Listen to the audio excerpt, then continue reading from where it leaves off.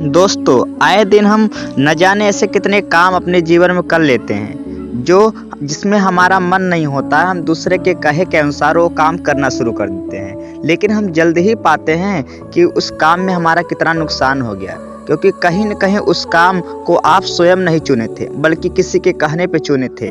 तो साथियों, ऐसे ही आज हम एक छोटी सी कहानी लाए हैं, जातक कथा का भाग 1, जिसमें हम ये जानेंगे एक छोटी सी कहानी के माध्यम से कि किसी के कहने के अनुसार कोई काम करने से कितना हमारा भारी नुकसान हो जाता है। तो आइए सीधे चलते हैं कहानी पे। यदि आप चैनल पर नए हैं तो पहले सब्सक्राइब कर लीजिए।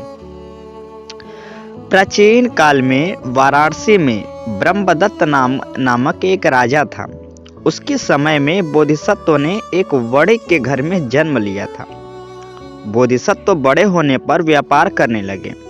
उनके पास 500 बैलगाड़ियां थी। उन्हीं गाड़ियों पर माल लादकर वे कभी पूर्व और कभी पश्चिम व्यापार करने के लिए जाया करते थे। उन दिनों वाराणसी में एक और युवक वणिक रहता था। उसकी बुद्धि बहुत मोटी थी और वह यह नहीं जानता था कि किस अवसर पे क्या करना चाहिए। एक बार बोधिसत्व ने बहुत से बहुमूल्य पदार्थ गाड़ियों पर लादकर किसी दूर देश को जाने का विचार किया।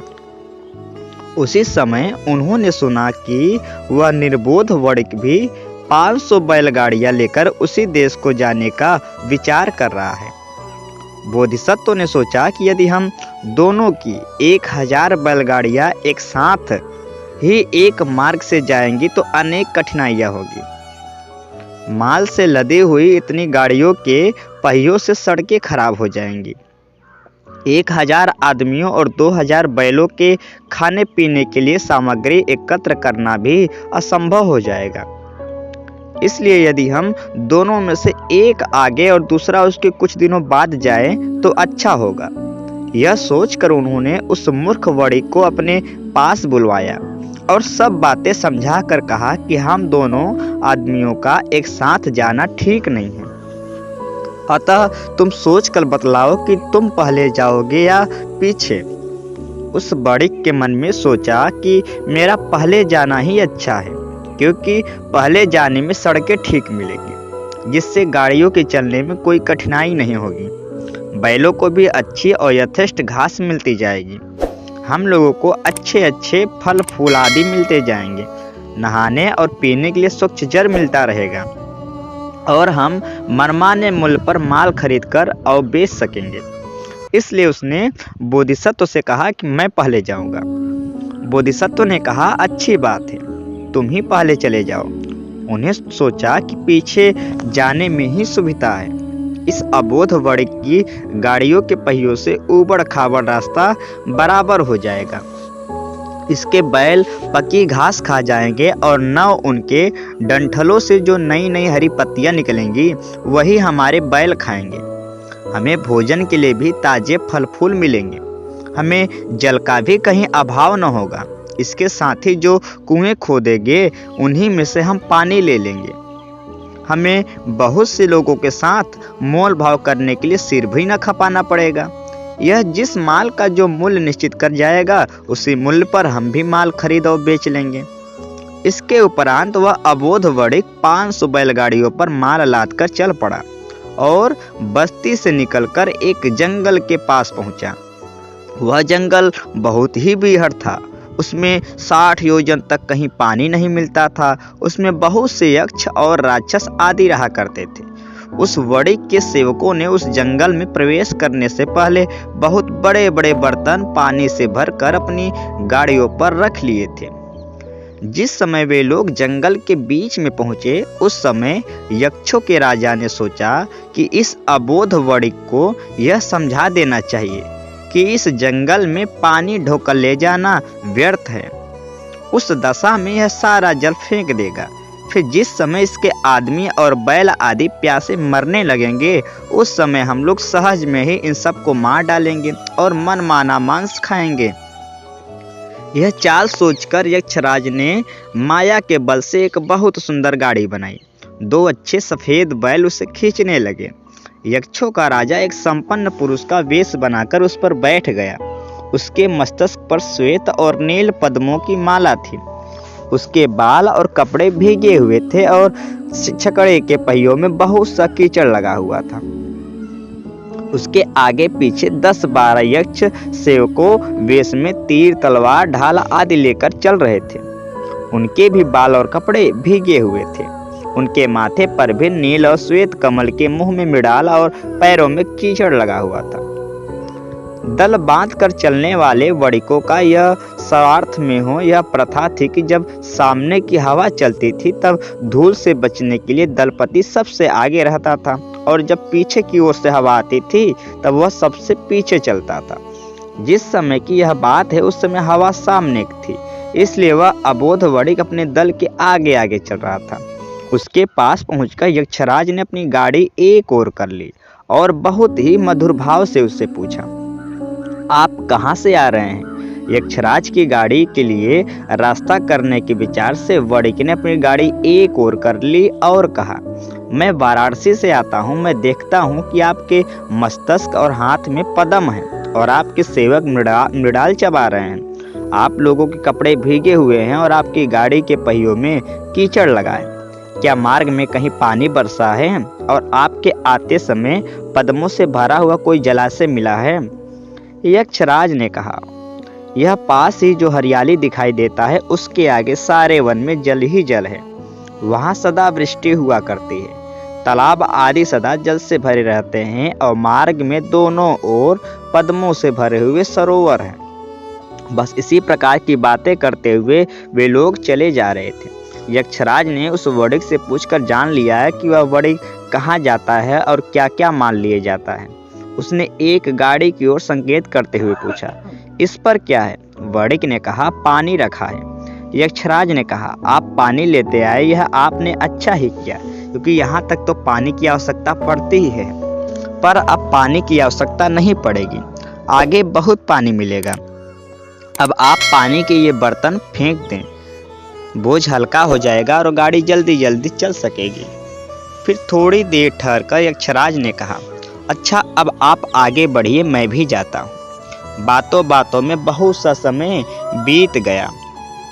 इतना कहकर यक्ष वहां से चल पड़ा।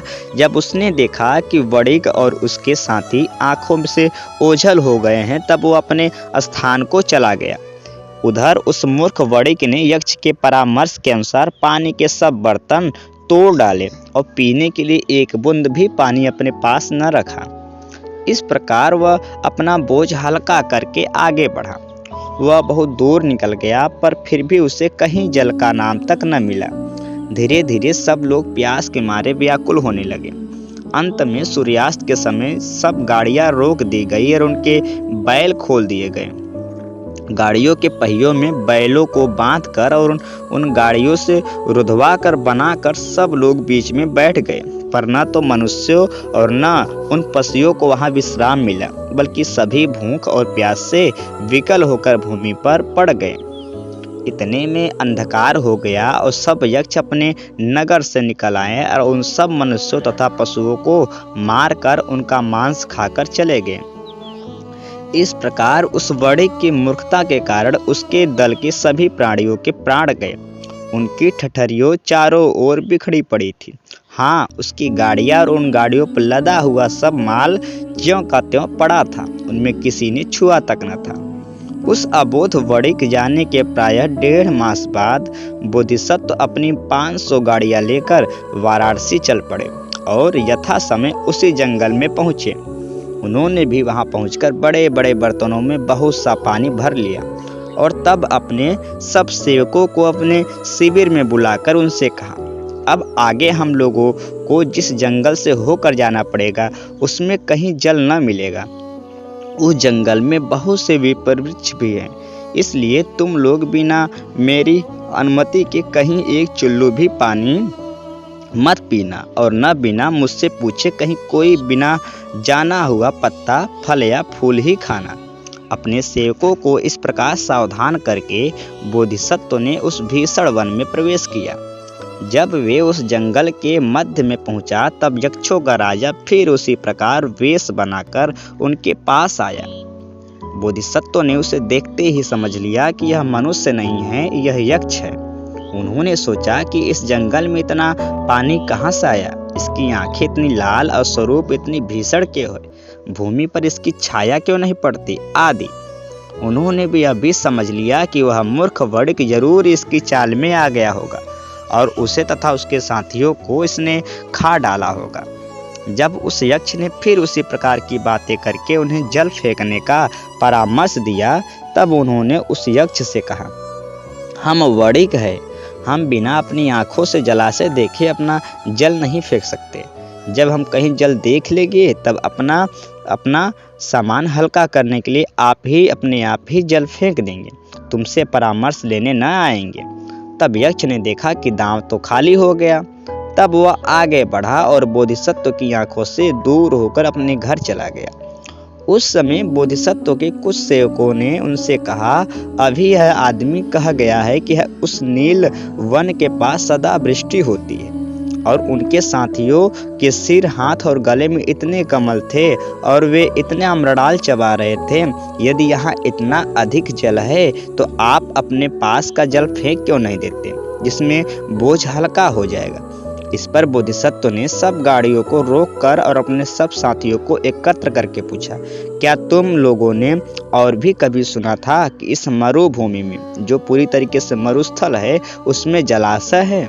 उन्होंने कहा, नहीं, यह तो जलाशय नहीं है और इसीलिए लोग इसे निरुदक वन कहते हैं। बोधिसत्व ने कहा, वे लोग कह गए हैं कि उस नील वन में वृष्टि होती है, पर जहाँ वृष्टि होती है उसके चारों ओर दूर दूर तक ठंडी हवा चलती है, जिससे बादल में पानी बरसता है और वह बादल भी दूर से ही दिखलाई पड़ता है। तुम लोगों को ठंडी हवा लगती है क्या, या कहीं बादल दिखाई देता है? उन लोगों ने कहा, जी नहीं। बोधिसत्व ने पूछा, कहीं बिजली की कौंध या बादल दिखाई देता है, कहीं बादल की गरज भी सुनाई देता है? उन्होंने कहा, जी नहीं।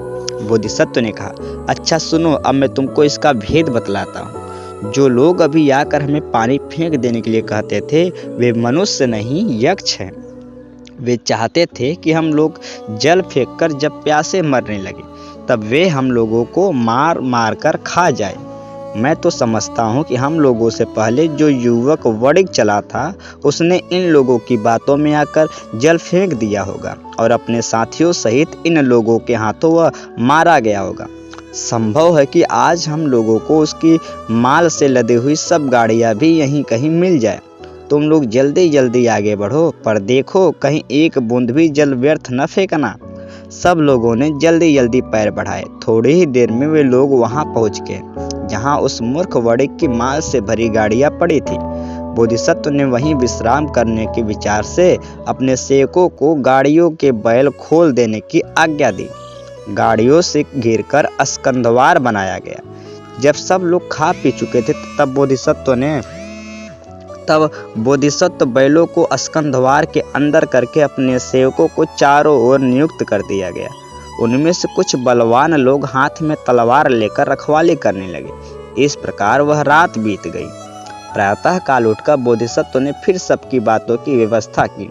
उनकी जो गाड़ियां टूटी फूट गई थी उन्हें वहीं छोड़कर उस मूर्ख वड़िक की अच्छी अच्छी गाड़ियां ले ली। अपनी सस्ते दाम की चीज वहीं रखकर उनके बदले में उस वड़िक की बढ़िया और अधिक मूल्य की चीजें लाद ली। वहां से आगे बढ़कर वे अपने निर्दिष्ट स्थान पहुंचे। वहां उन्होंने अपनी चीजें 2 गुने और 4 गुने दाम में बेची और बहुत सा आर्थिक लाभ करके वह अपने देश को लौट आया। उनके साथियों में से एक भी नष्ट नहीं हुआ।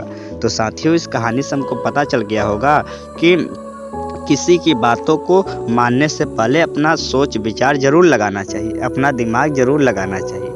तो आपको ये कहानी कैसे लगी, हमें सब्सक्राइब कर